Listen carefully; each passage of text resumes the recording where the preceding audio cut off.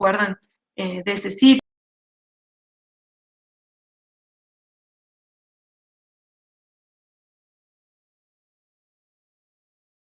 Una vez que determino mi sitio de referencia, ahí está. Una vez que yo ya sé a dónde quiero llegar, cómo tiene que ser mi ecosistema y cuáles son los pasos intermedios de trayectoria, digamos, que ese sistema puede seguir, tengo que tomar otras decisiones en restauración, ¿no? ¿Con qué material voy a restaurar? ¿Voy a utilizar semillas? ¿Voy a utilizar plantines? ¿De dónde obtengo esos plantines? ¿De dónde obtengo esas semillas? Hoy en día, por suerte, están habiendo cada vez más viveros de especies nativas, pero realmente hace unos años era como muy difícil conseguir especies nativas en los viveros, ¿no? Se conseguían, pero las especies más utilizadas con interés ornamental, para urbanizaciones, para veredas, etc. Bueno, entonces, ¿de dónde obtengo esas semillas? ¿De dónde provienen esas semillas? Es muy importante. ¿Por qué? Porque si voy a restaurar, tenemos que tener presente que tenemos que restaurar con la mayor biodiversidad posible, ¿sí? No es lo apropiado sacar todas semillas de un mismo árbol y con esa cantidad de semillas ir y restaurar un sitio. ¿Por qué? Porque la variabilidad de esas poblaciones va a ser bastante pequeña y es posible que esas poblaciones después no sean resistentes a cambios ambientales, ¿no?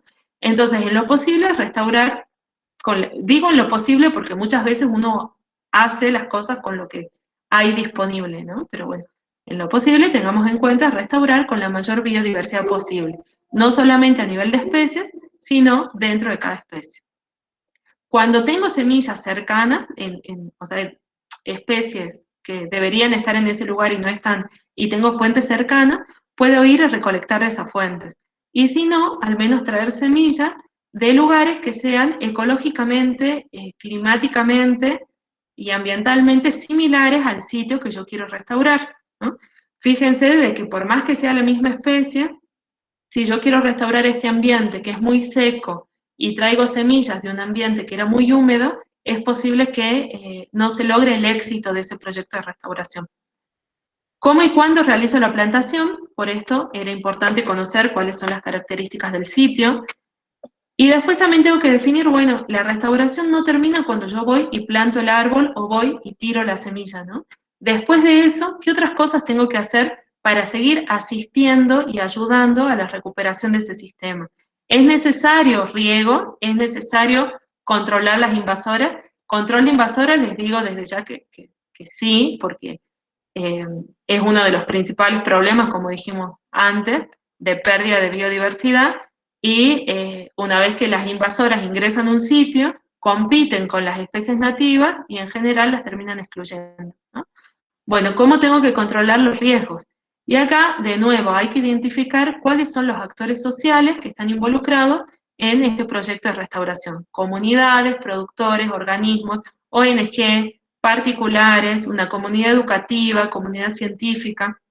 Y la idea para que un proyecto sea exitoso es lograr la participación de los distintos actores sociales, ¿no?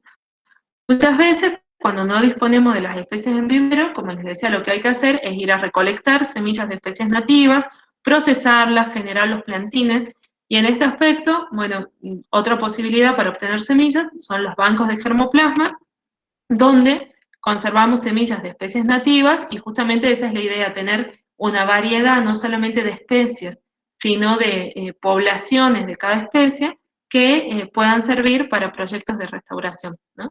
Fíjense todo el trabajo que implica previo a hacer la acción en el campo de ir y restaurar y plantar. Como les dije al principio, algunas de las técnicas de restauración activa más usadas es la técnica que se conoce como islote de bloques, donde uno lo que hace es ir poniendo estos grupos de árboles, de individuos de distintas especies. Estos bloques van creciendo y van funcionando como fuente de semillas para los sitios circundantes hasta que se logra esa masa crítica, ¿no? La ventaja de esto con respecto a la plantación es que obviamente acá es menos costoso porque no tengo tanta densidad de siembra como lo es en el caso, no sé si recuerdan cuando vimos el gráfico, en el caso de realizar una plantación como más sistemáticas, ¿no? Este es uno de los sistemas que más se utilizan y que funcionan bastante bien. Una técnica que se puede aplicar para ayudar a acelerar el proceso de restauración es la instalación de perchas artificiales, es decir, sitios donde los dispersores de semillas se puedan apoyar y colaborar en ese sistema. Algunas de las técnicas que funcionan bastante bien es hacer, o sea, esto es lo que sería, esto es un bosque restaurado. Si no tengo esta estructura, esta vegetación, lo que puedo hacer es simular, se hace con palos, con cañas, bueno, con distintos materiales, sitios donde las aves se puedan apoyar, entonces defecan y van aportando semillas a este sistema. Si no fue un ambiente totalmente degradado, desmontado, y hay algunos individuos, lo que se puede hacer, que es bastante barato, es poner sogas o piolines de árbol a árbol, que también sirven como perchas. Además, estas perchas también sirven como sostén para que puedan colonizar algunas especies trepadoras que de otra forma no se podrían incorporar al sistema, porque por más que llegue la semilla, no tendrían en dónde treparse, digamos, para ir creciendo, y también algunos refugios para algunos dispersores, como pequeños mamíferos, para que también puedan ingresar en ese sistema y aportar semillas. Otra técnica que se hace dentro de la restauración activa es translocación de banco de semillas y de tierra vegetal, que incluye hojarasca y fauna edáfica, de los parches remanentes más cercanos. Acá, ojo, esto hay que hacerlo obviamente con conciencia y con precaución, pero, o sea, la idea no es no impactar negativamente tampoco los ambientes cercanos, ¿no? Sino lo que se hace es sacar algunas porciones de suelo de no más de 5 centímetros. ¿Por qué? Porque en esta porción de suelo también hay un montón de organismos que ayudan a la degradación de la materia orgánica, a la fijación de nutrientes en el suelo, ayudan a la composición del suelo. Entonces se extraen algunos panes de lugares, panes de tierra, ¿no? De lugares cercanos, y se traslocan al lugar donde se desea restaurar. Otra forma es la translocación de fuentes de semillas cercanas. Si yo no tengo árboles remanentes que puedan servir como árbol madre, es decir, productor de semillas, lo que puedo hacer es poner estas trampas, se llaman justamente trampas de semillas, las pongo en los parches de esos cercanos o en los sitios donde hay condiciones ambientales similares, recolecto las semillas y después de estas semillas las llevo al lugar donde quiero restaurar, o las llevo al vivero, produzco los plantines y planto los plantines, depende de lo que hayan elegido. Otra técnica que se difundió bastante también en el último tiempo son las bombas de semillas. Y fíjense, esto está en rojo y como con signo de admiración, porque si bien es una técnica, la bomba de semillas, ¿en qué consiste? En hacer bolitas, como se ve acá, con tierra o con arcilla, se ponen las semillas dentro de las bolitas y después se las arroja al sitio donde se quiera restaurar. Hay algunos ejemplos de que arrojaron bombas desde, no sé, aviones, desde helicópteros, a lugares obviamente que eran inaccesibles o muy difíciles de acceder por vía terrestre, ¿no? Ahora, esta técnica hay que tomarla con mucho cuidado porque no sirve para todos los ambientes. Esta fue diseñada para restaurar con especies de pasturas, que fíjense acá se ve perfecto, ¿no? Donde las semillas no son dormantes, son semillas pequeñas y no hubo mayores problemas. ¿Por qué yo les digo que prestemos atención a esto? Porque en varios de nuestros sistemas esta técnica no funciona y no es recomendada. Primero, que muchas de nuestras semillas de especies nativas tienen algún tipo de dormancia, tienen testas duras, es decir, necesitan algún factor o algún estímulo para poder germinar, como puede ser pasar por el tracto digestivo de las aves u otro animal. Entonces, si yo meto una semilla, no sé, de algarrobo dentro de esta bombita, lo único que voy a hacer es desperdiciar semillas, ¿no? Porque esa semilla, hasta que logre escarificarse y logre germinar y la plántula logre emerger, va a pasar mucho tiempo. Otro de los problemas que hubo en Argentina con estas bombas es que al utilizar tierra o arcilla, no se daban cuenta que había semillas que son muy chiquititas, muy difíciles de detectar a simple vista, semillas de pastura justamente invasoras. Entonces tiraban las bombas de semillas con las especies nativas y además de regalito iban especies exóticas, invasoras. Entonces, lo que hacíamos era otra vez con buena intención, en vez de ayudar a la recuperación de ese problema, de ese ambiente, estábamos causando un impacto ambiental mucho peor que si no hubiéramos intervenido, ¿no? Otra técnica son las plantaciones. Fíjense en este esquema de plantaciones combinado, donde se plantaron, digo, plantines de especies tempranas, de especies tardías, bueno, de especies con distintas características, y a lo largo, después de unos 15, 30 años, ya comenzó a haber regeneración natural. Luego que plantamos, que asistimos en los primeros años y demás, hay que hacer siempre un monitoreo y una evaluación y permanentemente control de especies exóticas. Es decir, por más que nosotros tengamos una planificación perfecta, siempre hay que monitorear, ir al ambiente, ver lo que está pasando y ver si modificamos nuestra hoja de ruta o si seguimos en buen camino. ¿Cómo me voy a dar cuenta de que mi plan de restauración está funcionando? Me tengo que preguntar primero si logré los objetivos, si se alcanzaron las metas. Hay que tener en cuenta acá para no frustrarse de que nunca, o sea, vieron que al principio dijimos, determinamos el sistema de referencia. Bueno, nunca jamás vamos a llegar exactamente a ese sistema de referencia por el simple hecho de que dos ecosistemas jamás son idénticos, nunca, ¿sí? Nuestro objetivo tiene que ser tratar de lograr volver a establecer ciertos niveles de diversidad y sobre todo la funcionalidad del ecosistema, la estructura del ecosistema y los servicios ambientales de ese ecosistema. ¿Cuándo consideramos que un ecosistema está restaurado? Cuando tiene justamente suficientes recursos como para continuar su trayectoria sin ayuda humana o sin subsidio adicional.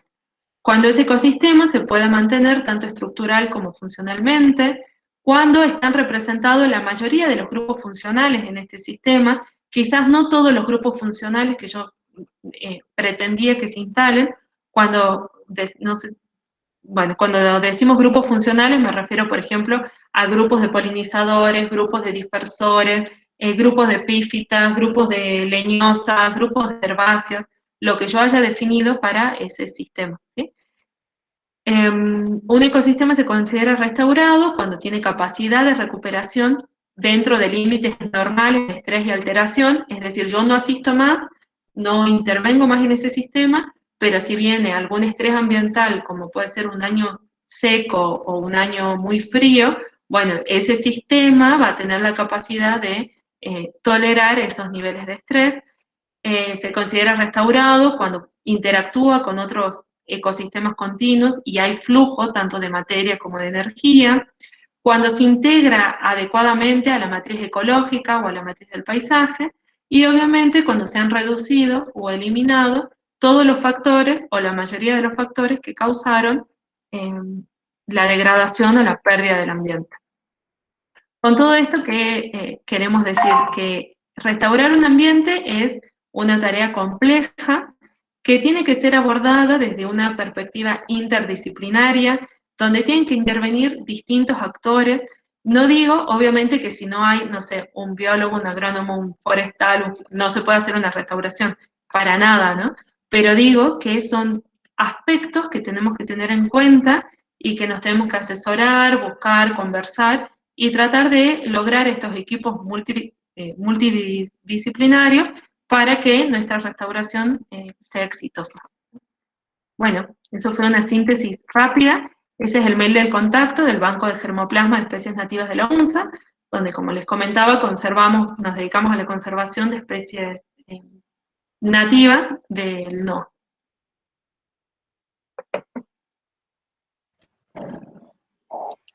Muchas gracias, Euge. ¿Alguna pregunta?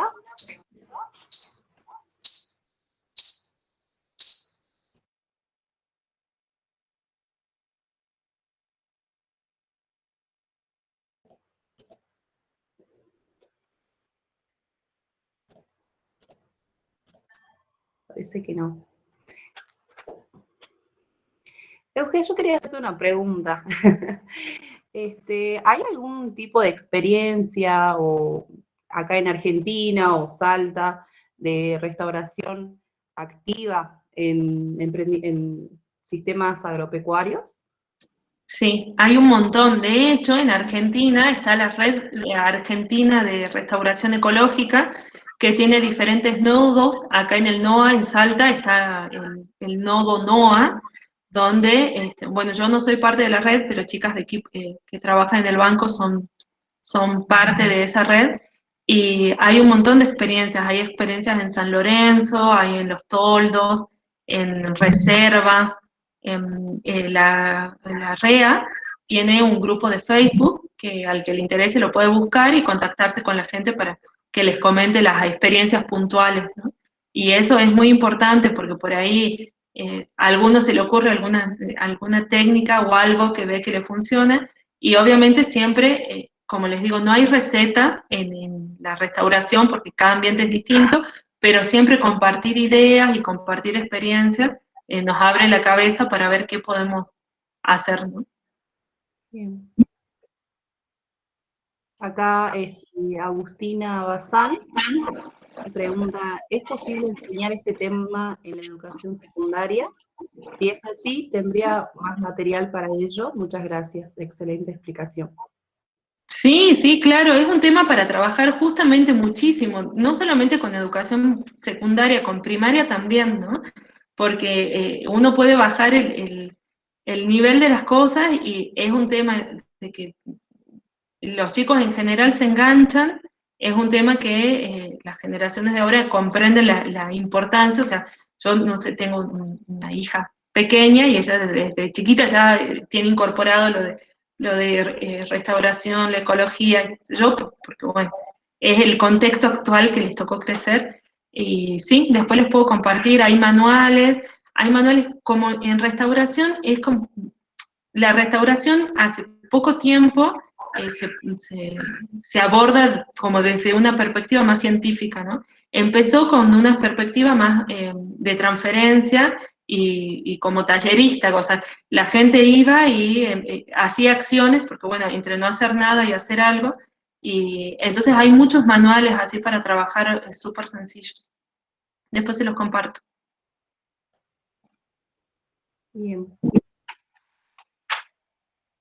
Bueno, acá mensajes de muy buena la explicación, excelente, gracias por la charla. Bueno, si no hay más preguntas para Eugenia, pasamos a la segunda disertante. ¿Sí? Bien, la segunda disertante es Patricia Picardo. Ella es ingeniera en recursos naturales y medio ambiente, está cursando la maestría en desarrollo de zonas áridas y semiáridas, es jefa del área de investigación, desarrollo e innovación de la constructora INMAC Perú, y es creadora, diseñadora y gerente de la empresa Maloca, Prendas Auténticas, empresa de diseño de indumentaria y accesorios de marca registrada, cuya misión es lograr la sustentabilidad de la producción textil basada en valores sociales, ambientales y culturales, orientados al comercio justo y transparencia en toda la red productiva. Bienvenida, Patricia, te damos la palabra. Buenas noches. Bueno, compartir, me avisan si se ve. Me imagino que vamos a tener algunos que se van a ir por el partido. Bueno, ¿se ve ahí? Sí, se ve. Bueno. Les voy a contar un poco de Maloca, que es esta empresa textil que se basa en el comercio justo. Y bueno, en el 2017 hicimos este trabajo en conjunto con el Ministerio de Cultura de Nación, el gobierno de la provincia de Salta, que era una muestra en el Centro Cultural América que se llamaba Huella de Carbono, Experimentación Textil. Y la idea era un poco poner, ¿no?, el debate. Obviamente hoy se habla muchísimo de lo que es el consumo responsable, y a eso vamos como sociedad, pero queríamos poner como en debate, ¿no?, lo que es la producción textil, más que nada porque la moda es una industria que contamina bastante, y queríamos, bueno, poner en debate qué otras formas de producción más amigables con el medio ambiente existen o no, y cómo es posible lograr esa producción, ¿no? Esta es una escena, ¿por qué pongo esto? Esto es para los que somos más antiguos. Esto es, bueno, cuando salió la película de Volver al Futuro, ¿no? Había una idea de lo que podía llegar a ser todo lo textil, y de hecho sí, todo lo que es textil ha avanzado muchísimo a nivel tecnológico. No tenemos estas zapatillas todavía, pero sí hay muchísimo avanzado respecto a nanotecnología, a biomateriales. Hoy ya no es todo derivado del petróleo, entonces empiezan a hacerse telas a partir de yerba mate, de bambú. Hay modificaciones nanotecnológicas en las fibras con distintas cosas como para que sean, por ejemplo, repelentes a los mosquitos o que tengan protección solar.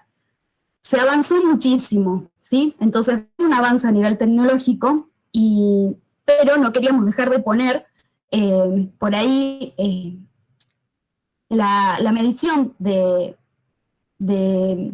dióxido de carbono nos permite como comparar, ¿no? Entre tal industria versus a esta. ¿Por qué hacemos esto? Lo que nosotros queríamos como poner en debate es que cada uno de nosotros, como consumidores, como seguidores, como parte de esta sociedad, dejamos una huella. Entonces es importante como poner en conciencia que todas nuestras elecciones van a dejar una huella en nuestro planeta.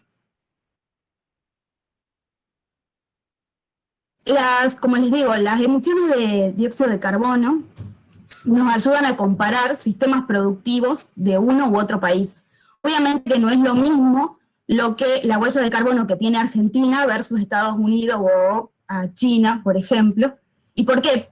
¿Cómo se hace para determinar esto? Digamos, cada modelo de producción tiene un ciclo de vida, ¿no? Desde la extracción de las materias primas hasta una vez que se genera el residuo y cómo se tratan esos residuos, existe en el tiempo, desde la generación de las materias primas hasta los desechos que se hagan, todo un ciclo de vida que hay que analizarlo. En ese ciclo de vida, todo lo que uno, ya sea en energía, lo que se consuma, lo que se genere de desperdicios, todo eso va sumando a esta huella de carbono, ¿no? Hay muchísimos métodos para medirla, hay fórmulas, pueden investigar. Está la huella de carbono y también está la huella ecológica, que está bueno porque también habla de cuánto lo que se necesita a nivel de superficie para cubrir las necesidades del consumo de cada país, ¿no? Por ejemplo, en Argentina, estos son datos del 2017, necesitábamos 3 hectáreas de recursos naturales para cubrir los consumos de cada argentino, ¿sí? Esto es en función de todas estas mediciones. No escuchamos. Buenas acá, noches. no sé si es el problema de nosotros. Ah, perdón. Yo hablando, menos mal que me dicen.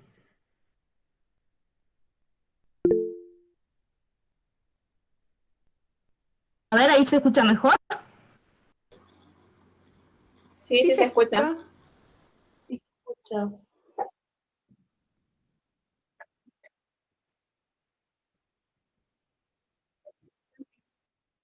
¿Cómo estás? Ah,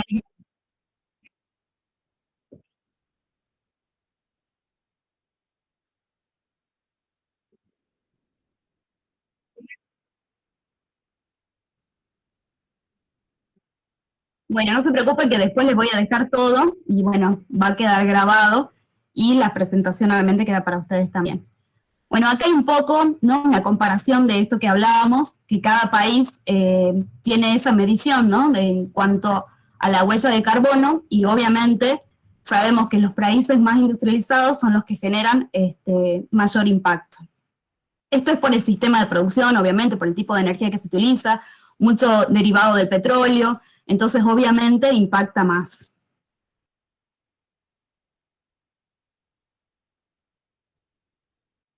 Bueno, nosotros en la muestra teníamos esto, ¿no? Un código para poder ir a alguna página y calcular nuestra propia huella. Hay muchísimas, pueden buscarlo.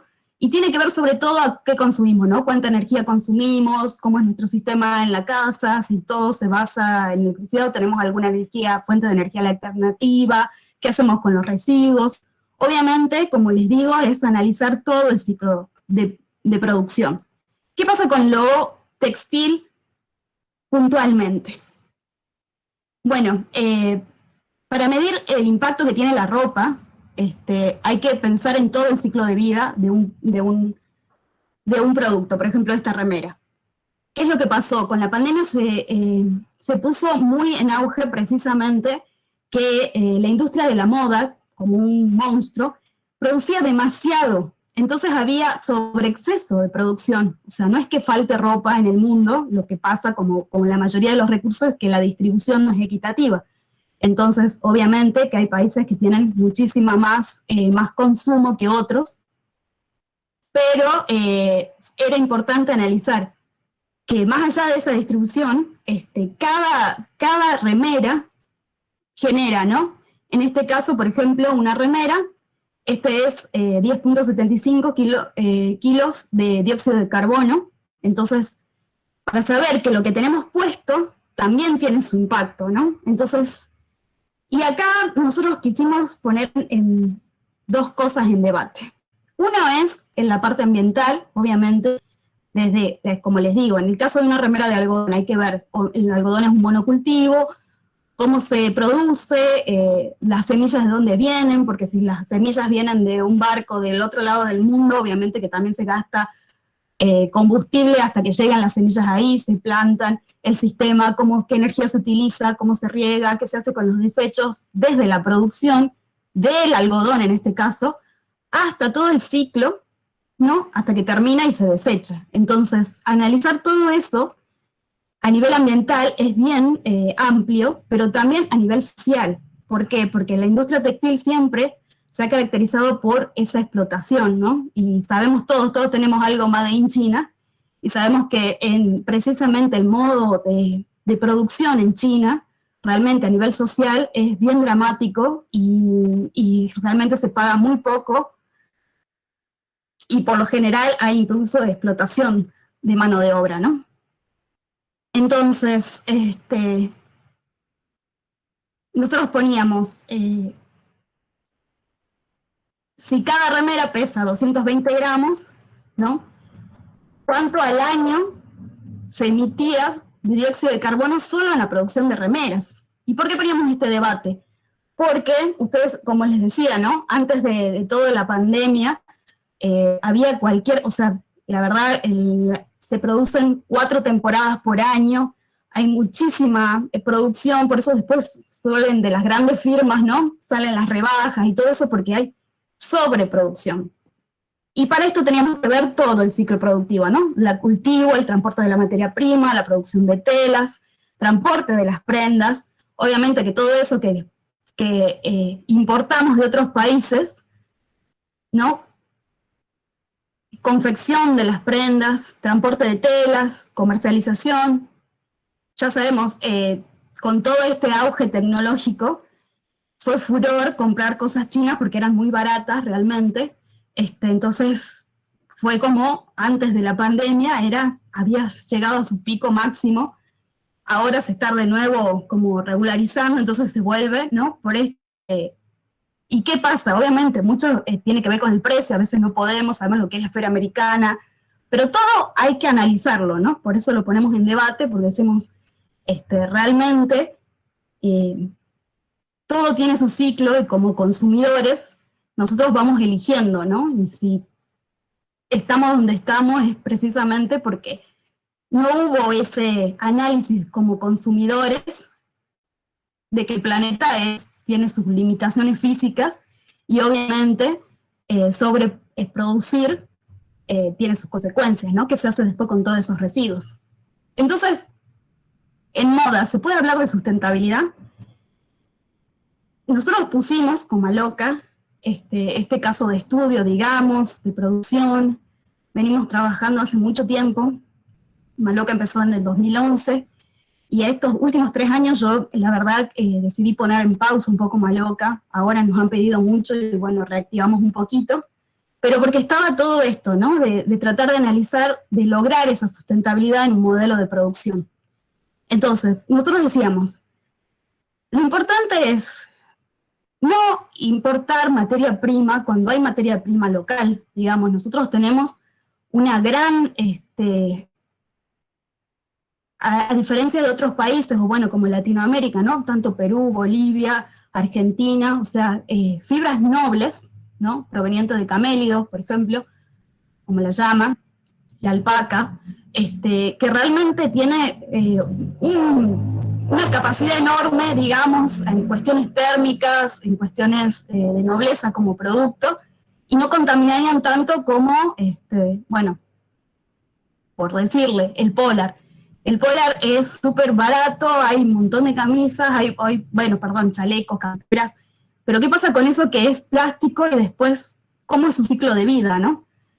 Versus a productos que son naturales y obviamente tienen otra degradación. Eso es una de las cosas, cómo está compuesta cada fibra. Pero como les digo, hay que mirar todo, desde cómo se obtiene materia prima, cómo se hace la confección, o sea, analizar todo el ciclo productivo de cualquier producto. Nosotros queríamos hablar y empezar a hablar de productos orgánicos y de una ética, ¿no? De decir, moda ética, basada precisamente en que no solamente en la cuestión ambiental, sino sobre todo social, porque era importante para nosotros transparentar el proceso productivo a través de las prendas.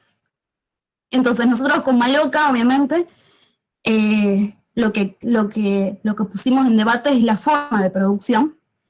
Entonces se trabaja con comercio justo, con comunidades productoras, pastoras, de llamas, acá en Jujuy, con Cooperativa Puna, pero también de Bolivia, y bueno, intentamos con Perú, pero bueno, está más industrializado Perú.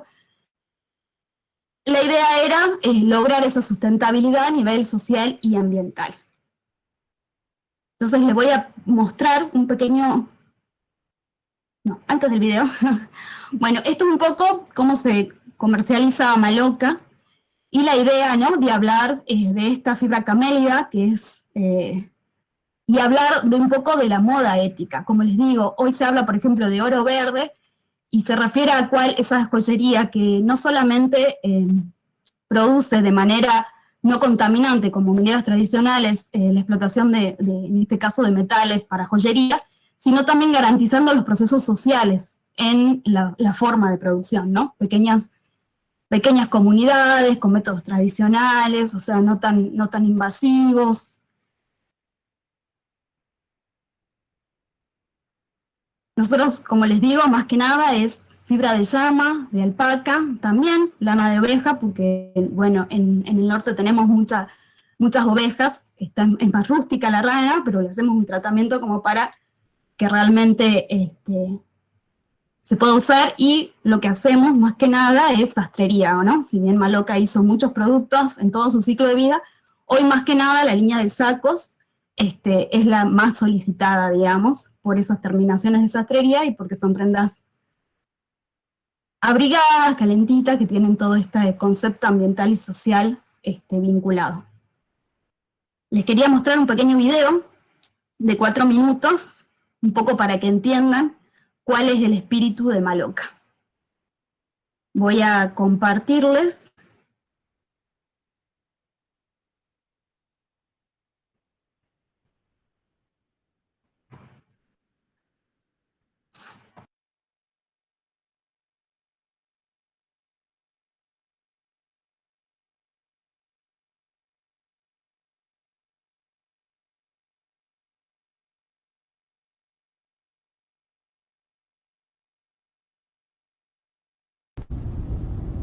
Mamá, quiero hacer pis. Mamá. Mamá, quiero hacer pis. Ya va, Juan.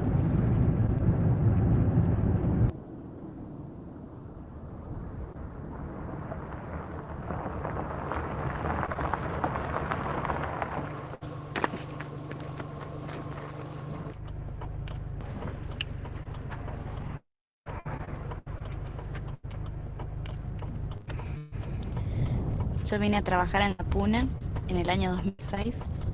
Anteriormente había trabajado con comunidades rurales, pero en ambientes de quebrada.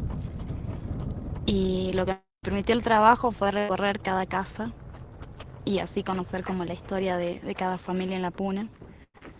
En ese momento medía más que nada el pasto y la capacidad productiva del ganado. Y lo que más me llamó la atención fue cómo la gente vivía el día a día. Lo bueno del trabajo que me permitía trabajar trabajar en mi casa, visitar a los vecinos, entonces siempre estaba con mis niños. Ahí empecé a hacerle ropas a ellos, me empecé a hacer ropa a mí, empecé a probar las telas. Y fue como otro universo que se empezó a abrir.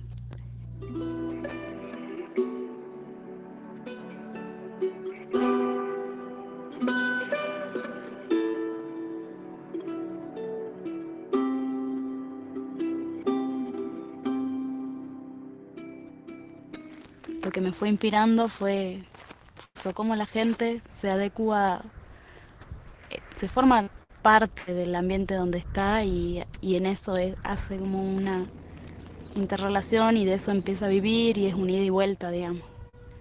Tanto la ganadería como la agricultura, el dedicarse a esperar los tiempos de la naturaleza y adecuarse a los ciclos de la naturaleza. Y en función de eso, delinear la vida y los colores. Ahí empecé a coser. Es lo que más me quedó grabado de la Puna.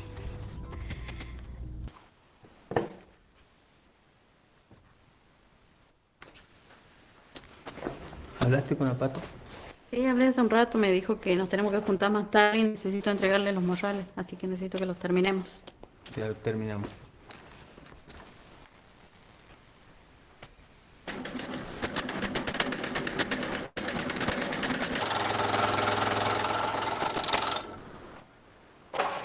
En todo el proceso productivo de Maloca se paga el precio justo por esos saberes de cada una de las personas. Trabajar en cadena de valor significa que cada vez que el producto pasa por una mano distinta, esa mano le vuelca su saber y eso tiene un valor intangible, pero muy valioso. Lo más importante de Maloca es la gente que trabaja en Maloca. El valor más grande es la construcción que hemos logrado hasta ahora como equipo. Y para mí es importante seguir manteniendo eso. Nos falta perfeccionar un poco más la técnica en todos los aspectos de Maloca, pero la esencia está. O sea, es como lograr una etapa de industrialización, pero que no se pierda ese valor de lo artesanal, del trabajo manual, que eso esté en cada parte del producto.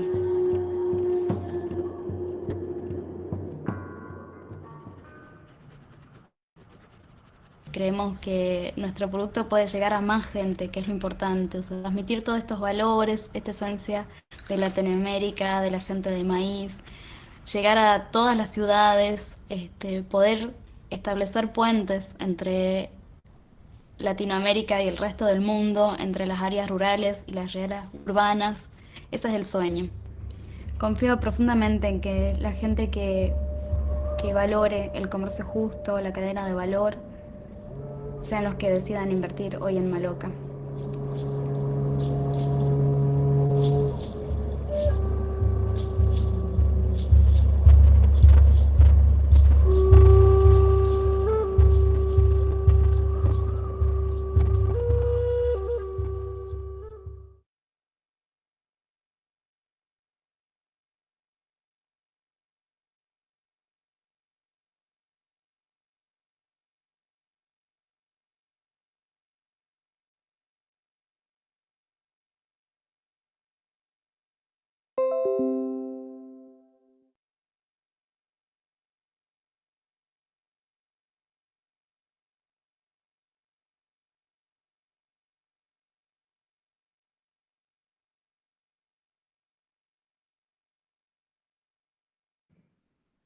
Ahí está.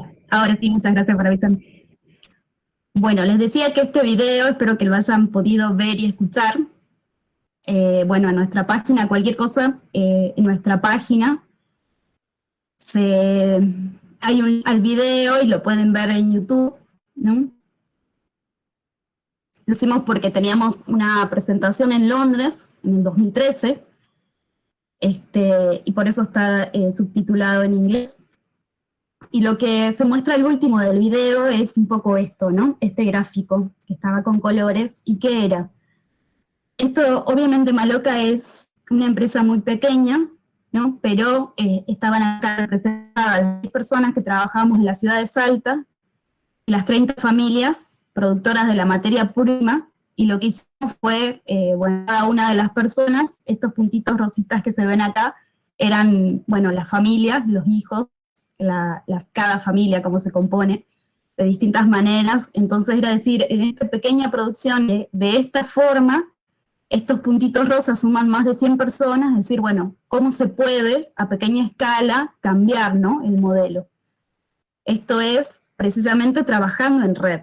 ¿Por qué? Porque si bien Maloca no es una empresa grande, siempre ha vinculado tanto la gente productora de la materia prima en lo que es, en este caso, la Puna de Jujuy, como también personas de acá de Salta que no solo se están en la parte de producción, digamos, de confección de las prendas, sino también en lo que es diseño gráfico, fotografía, modelos, la imagen. Entonces cada vez hay más gente vinculada a Maloca trabajando de esta forma en red, ¿no? Si bien no trabajan exclusivamente para Maloca, pero se contratan servicios y es una forma como de producción que plantea otro modelo. Entonces, para nosotros eso era importante al hablar de sustentabilidad social, digamos, en el proceso productivo. Ahora, como les decía, también al principio, ¿no?, cuando veíamos esa imagen de las zapatillas en Volver al Futuro, hoy hay muchísimo en lo que es innovación. Nosotros empezamos a estudiar lo que es la impresión en 3D, porque tenemos una idea de generar un telar que teje en 3D, pero estamos ahí en proceso de construcción todavía. Pero hablábamos que era importante, ¿no? Hay muchísimas nuevas tecnologías, hoy los biomateriales están en auge, entonces ya no tienen que ser solamente derivados del petróleo, sino que hay biomateriales que tienen cierta plasticidad y que permiten ciertas bondades, ¿no? Para reemplazar un poco todos los productos que hoy la mayoría derivan del petróleo, entonces, sobre todo los más industriales, empezar a pensar que podemos producir de manera distinta. Entonces, para nosotros, bueno, en este proceso de construcción seguimos investigando. Para nosotros es importante que la tecnología hoy sume a lo que es no solamente, como les digo, la composición de las materias primas, sino también en ciertos modelos que sean más inclusivos a nivel social, ¿no? No tratar esto de pagar el precio justo, se trata de darle el valor que tiene ese trabajo artesanal. Es muy gracioso porque a lo largo del desarrollo de Maloca, bueno, nosotros tuvimos, ¿no?, a nivel local cierta repercusión, qué sé yo, esta foto es que al principio cuando largamos nos había comprado un vestido Jessica Sirio, perdón mi ignorancia, yo no sabía ni siquiera quién era Jessica Sirio, ahora soy su fan, desde que nos compró. Pero bueno, siempre hubo como, ¿no?, algo que llamaba la atención y gente que empezaba a adoptar esto nuevo. Hemos tenido, como les digo, cobertura a nivel provincial, a nivel nacional e internacional, por este nuevo modelo, ¿no? Aunque sea a pequeña escala, plantea una forma distinta. Y siempre pusimos como en debate, ¿no?, que hay otras formas, incluso también acá hay un proyecto que hicimos en lo que fue en la penitenciaría de Villa Las Rosas, con productores que hicieron alguna parte artesanal de los productos. En su momento también hicimos con manos abiertas, nos hacían las bolsas con serigrafía, gente que está en situación de calle, siempre tratando de lograr en todo lo que tenga que ver, desde, como les digo, ¿no?, la producción de materia prima hasta que llega al consumidor y después incluso lograr de transparentar un poco más y ser un poco más responsables en todo el proceso.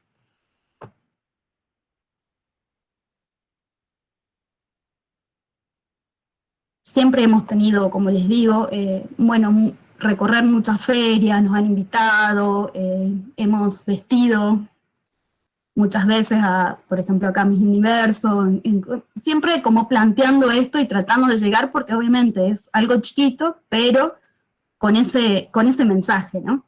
Creo que hoy está más, esta es una clienta, nuestra gran clienta, realmente cuando fue, ni nos esperábamos que vaya a Nueva York y que se ponga nuestro saco y salga en Revista Caras, fue como, wow. También en libros, ¿no? Que hablan como esto, ¿no? El nuevo vestir, la moda ética, como les digo, hoy está más en auge. ¿Qué pasó acá? Esto les digo, no es fácil este camino. En su momento se planteaba que Maloca, la forma de crecer, era aumentar la escalabilidad. Y esto es muy importante plantearlo hoy. Entonces, como modelo económico, la única forma que hoy se dice es éxito es cuando lográs ampliar tu escala y de golpe. Entonces, en ese intento de lograr esa escalabilidad que nos requerían, que nos pedían, que hemos trabajado los que formamos parte de Maloca y hicimos como una fábrica con un proyecto de nación, de cooperativa, donde bajamos un montón de maquinarias y como que fundamos la fábrica en La Caldera, ¿no? La verdad que fue un proceso muy difícil de sostener, no fue tan fácil, por un montón de cosas que será otro capítulo, pero realmente hay que, cuando uno, hay que ser muy, muy conscientes de todo el sistema productivo y determinar cuál es la escalabilidad que queremos, ¿no?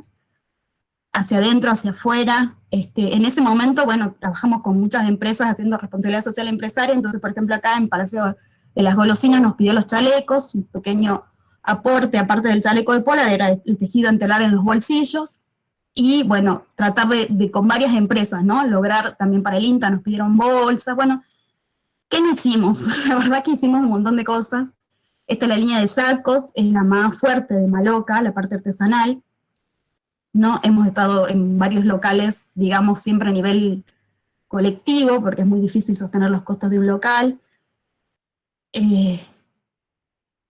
También a nivel provincial hemos competido en varios concursos y siempre, la verdad que nos ha ido muy bien, y eso a mí me ha permitido a nivel profesional crecer muchísimo. La verdad que Maloca me ha dado mucho crecimiento profesional, de otras maneras, ¿no? Quizás lejos por ahí de lo tradicional como ingeniera en recursos naturales, pero ver todo lo que es el emprendedurismo y empezar a pensar, ¿no? Que hoy podemos plantear un modelo de negocio basado en la sustentabilidad. Realmente pareciera que sería contrario, pero es posible. Por supuesto, hay que trabajarlo mucho a nivel conceptual. Esta es la muestra que hicimos. Y bueno, esto es lo último. Esto es lo que estamos sacando ahora, que todavía no publicamos las fotos.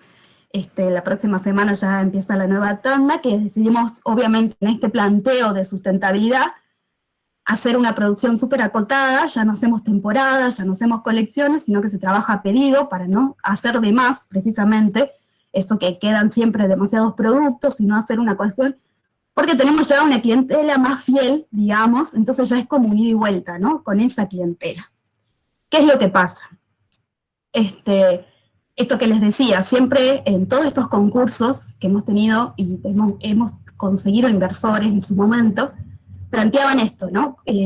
Maloca tiene que llegar a producir, nosotros en nuestros años, digamos, así con, por lo general, un promedio de producción, 500 sacos al año, decían, bueno, no, tenemos que llegar a 10.000, 5.000, 50.000. ¿Y qué pasa?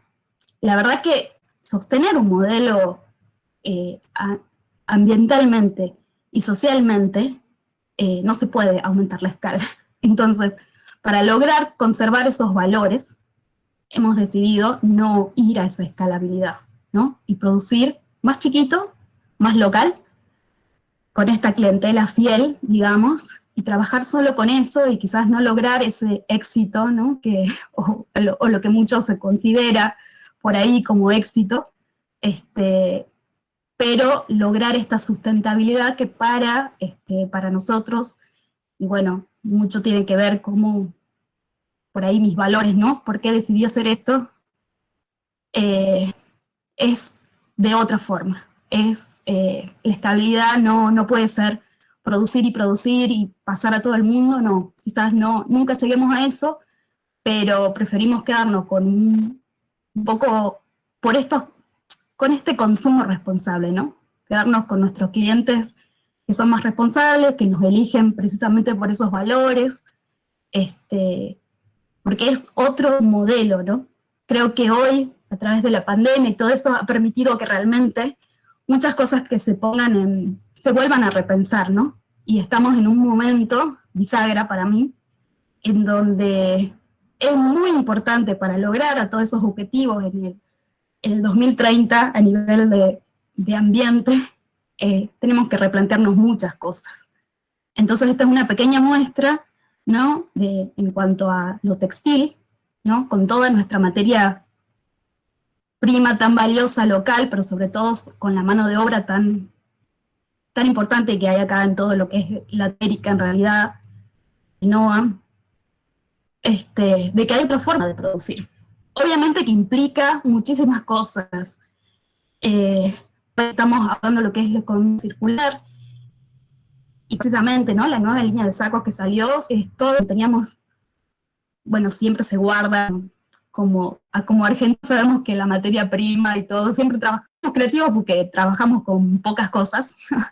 Entonces, toda esta línea de sacos precisamente sale, ¿no? de una confección de retazos que han quedado y que se reutilizan para no desperdiciar precisamente, obviamente que generan muchísimo tiempo y toda una construcción, pero que para nosotros es importante porque todo este concepto, ¿no? Tiene que ver con todo. Así que, bueno, quiero dejar espacio para preguntas, si quieren. Hay muchas cosas para hablar, no me quiero ir por las ramas porque hay mucho para decir, pero bueno, lo importante, ¿cuál es el mensaje de esto? Hay otra forma de producir, mucho más consciente a nivel ambiental y social, sobre todo social.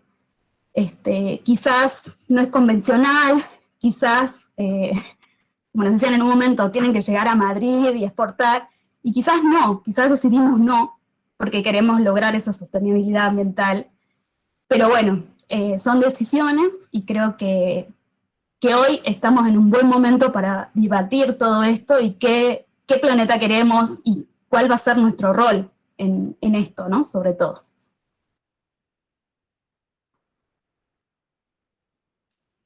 Muchas gracias, Sole.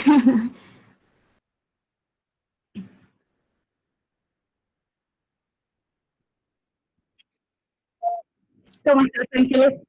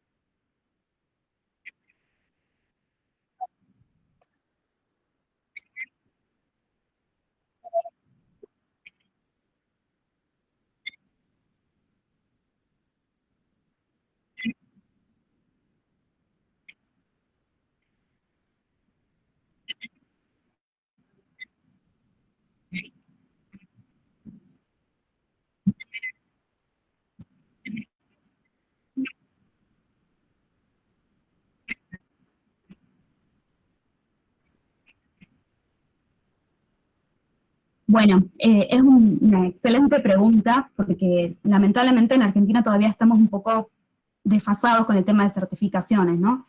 Y necesitamos esas certificaciones, pero no hay muchas. Entonces nosotros hicimos todo un camino para certificar como empresa B, en donde lo que nos faltaba precisamente era esa escalabilidad, ¿no? Y por eso es que hicimos la cooperativa, y por eso hicimos la fábrica, porque necesitamos como cumplir, nos faltaba la estructura que nos pedían, entonces hicimos ese camino para lograr esa certificación, y fue cuando todo como que pasó a otro estado que decidimos ir para atrás y decir, bueno, no, todavía no, al menos no como empresa B.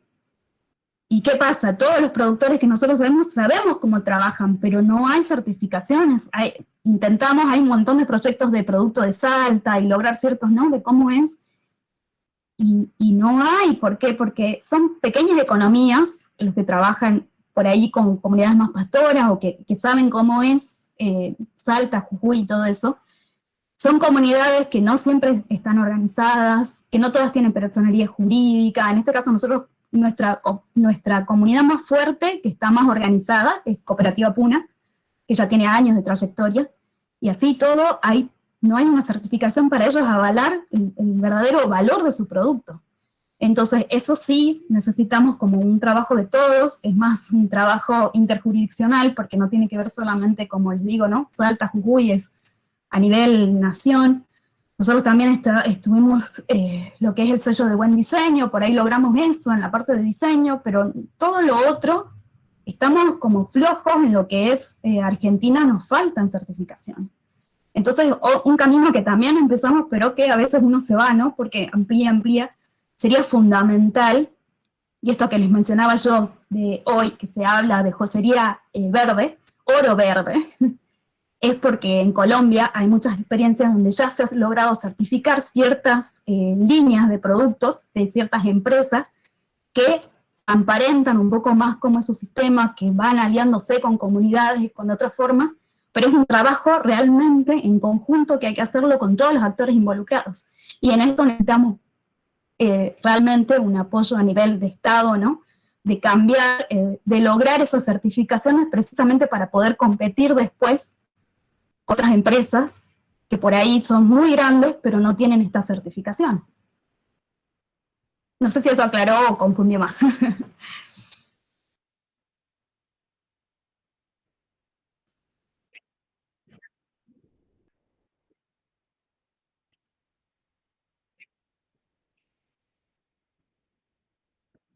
Mañana.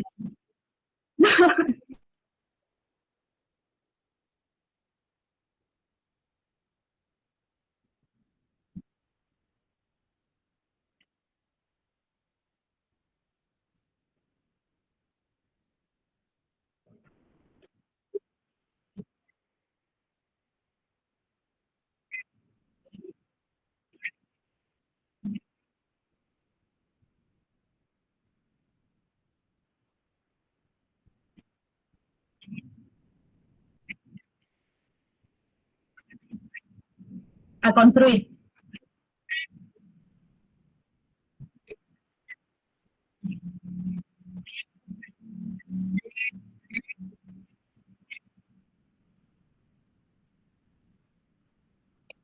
Yo aprovecho, ¿puedo hacerle una pregunta a Patricia? ¿No? Primero me encantó el proyecto, te re felicito, y te quería preguntar cómo fue el proceso de contactar a estos productores y cómo recibieron ellos la idea del proyecto, ¿no? Porque, no sé, debe haber sido la primera vez que alguien les va a ofrecer un trabajo y participar en un comercio justo. ¿Cómo fue? Si desconfiaban o cómo lograste esa confianza. La verdad que son años. No hay otra forma, lamentablemente no es de un día para otro, son procesos porque, me digo, ¿no? Yo trabajé 7 años en parques nacionales, ahí conocí a varias comunidades, bueno, cuando vivía precisamente en el Monumento Natural Laguna de los Pozuelos, fue mi primer contacto. Previo a eso, en la Docencia Nacional Agropecuaria y toda la parte social, que fue la que yo me fui dedicando, realmente conocí a muchas comunidades, y hay muchas, por ejemplo, que no pueden lograr cierta capacidad productiva. No hablo de cantidades, sino de calidades. Es otro tema importante para hablar en el NOA, digamos, ¿no? Para lograr esto, realmente tenemos que mejorar los procesos productivos desde la selección de la materia prima. Entonces, por ahí no es que necesitamos siempre tecnología, no, que estamos atrasados. No, lo artesanal puede ser muy bueno, pero tenemos que lograr trabajar en conjunto desde la selección con las comunidades. Yo vengo trabajando, como te digo, yo me recibí en el 2005 y mucho antes ya hacía prácticas a nivel social entonces ya la conozco a la gente de hace mucho, y siempre fue como lograr eso, ¿no? Ser como un poco puente yo entre la gente de las comunidades y traer la materia prima, y todo ese fue como un trabajo de años, y después, bueno, 10 años trabajando con Maloca, entonces la gente sabe, nosotros qué hacemos, y esto es importante. La esquila empieza en noviembre, entonces nosotros en noviembre ya pagamos la mitad de las telas para que ellos puedan producirlo. Entonces se paga por adelantado esa, para que ellos empiecen a seleccionar y se empieza a tejer, y más o menos llega la tela en marzo, abril, y ahí empezamos. Entonces eso fue una cuestión importante para todos los que quieran tener sus negocios. Hay que analizar mucho la parte financiera. Por decir, Natura hoy como gran empresa tiene la línea Ecos, que ellos contemplan productos de tierras que necesitan 3 años de descanso entre siembra y siembra, entre siembra y cosecha, digamos, para que realmente puedan. Entonces el precio del producto incluye todo esto, que son esos 3 años de reposo a la tierra. Pero eso es pensar de manera distinta. Entonces, nosotros con las comunidades siempre hacemos todo este esfuerzo, pero después, claro, ¿qué pasa cuando un saco se vende de acá a 2 años? Y es imposible calcularle en qué precio tenés que venderlo, cuando vos vas a estar sosteniendo.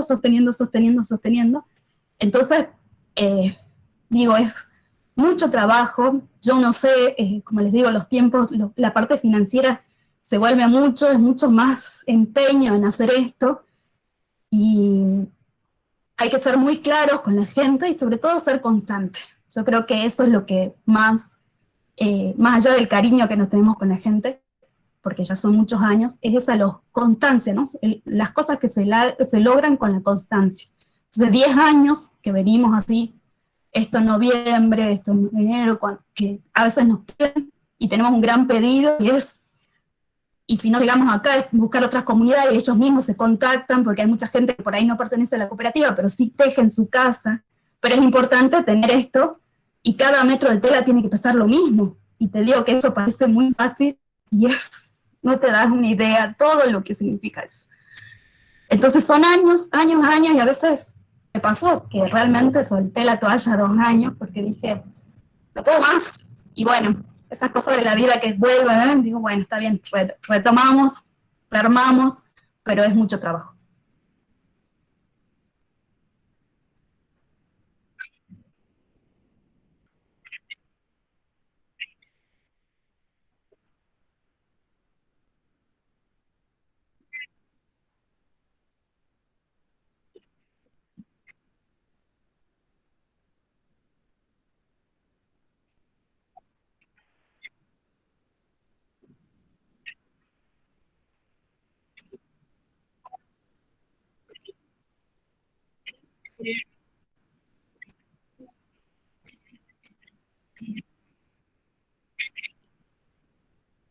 Mira, nosotros los tejidos que estamos trabajando hoy son todos de un solo color.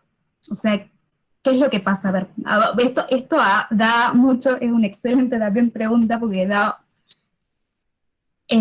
por ejemplo, las comunidades en Tarabuco, en Bolivia, ellos son, no sé si han visto las bolsitas para la coca y todo eso, que tienen un montón de figuritas, y eso cada comunidad escribe su leyenda a través del tejido. El tejido, en todo, siempre ha tenido una impronta cultural, un valor, pero toda la transmisión siempre ha sido oral. Entonces, lamentablemente, nosotros hoy hemos perdido grandes tejedores y grande historia en nuestros tejidos, y hoy se hace el punto básico, se trabaja con colores planos, o sea, sin tanto diseño, porque trama y undiembre lo mismo. ¿Por qué? Porque siempre la transmisión de conocimiento en las comunidades ha sido de manera oral. Y todas las migraciones que hemos tenido, el ferrocarril en su momento, los ingenios, que han causado cualquier cantidad de impacto dentro de las comunidades, y se ha ido perdiendo todo eso que se sabía del tejido. Antes la gente realmente en invierno lo que hacía era tejer. Pero bueno, eso fue antes que llegue el ferrocarril con otros productos, cuando, bueno, es mucho de historia, pero lamentablemente cuando Inglaterra empieza a comprarle en España, cuando empieza la colonización, se llevan productos a España, ingresan, se vendían ponchos más baratos que venían de Inglaterra que los de acá. Y eso impactó, y no solo impactó a nivel económico de las personas que producían, sino que cambió la forma de consumo, cambió. Entonces es bien amplio. Lamentablemente nosotros tenemos grandes tejedores, pero se trabajan en otro tipo de prendas, por ejemplo ponchos, ¿no? Bueno, ahí hay un poco más, porque está el trabajo de un artesano. Nosotros decidimos hacerlo más básico porque necesitábamos esto que decían, que me preguntaba Eugenia, ¿no? Como esta continuidad. Dijimos, bueno, no esperemos el brocato tejido, sino uno plano. Nosotros por eso hacemos nuestro trabajo de confección de sastrería, que es toda otra técnica para que ese tejido dure en el tiempo y un montón de cuestiones, de intervenciones, porque lamentablemente hoy, si estuviese un poco más consciente del consumo, alguien pagaría por eso. Pero lamentablemente es muy difícil que se valore el trabajo artesanal y que se pague lo que tendría que valer. Entonces, son temas como muy estructurales, ¿no? Nosotros, como te digo, hoy trabajamos lo básico y qué sé yo, gente que no conoce por ahí el tejido dice, ay, ¿eso es alpillera? No, no es alpillera, es picote, que es el género de tejido, picote se llama, en que es un hilo y un hilo, un hilo y un hilo, un hilo y un hilo, es muy parecido cuando uno lo ve, el tejido, como la alpillera, pero es el punto, se llama, bueno, el género es picote, que es lo más básico. Porque dijimos, bueno, logremos, vamos paso a paso, ¿no? Entonces, sería buenísimo que se podría, a grandes tejedores, grandes artesanos que hay en todo lo que es Seclantás y todo en Salta tenemos, pero no está valorado. Entonces también eso se va perdiendo, lamentablemente, porque hay mucha gente grande que sabe tejer y que no se transmite a los hijos porque ellos mismos a veces dicen, ¿no? Lo que único que quiero es que mi hijo vaya y estudie en Salta como para que haga otra historia. En algún momento va a cambiar, yo soy positiva, pero bueno, hay mucho trabajo, ¿no? De concientización y qué es un producto artesanal, y cuánto vale eso, ¿no?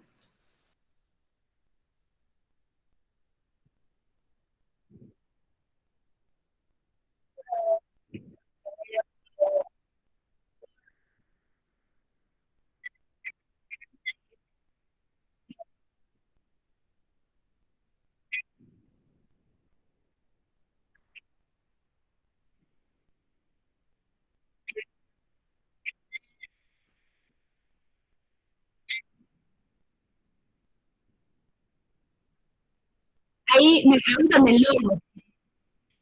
Hay una pregunta de por qué maloca.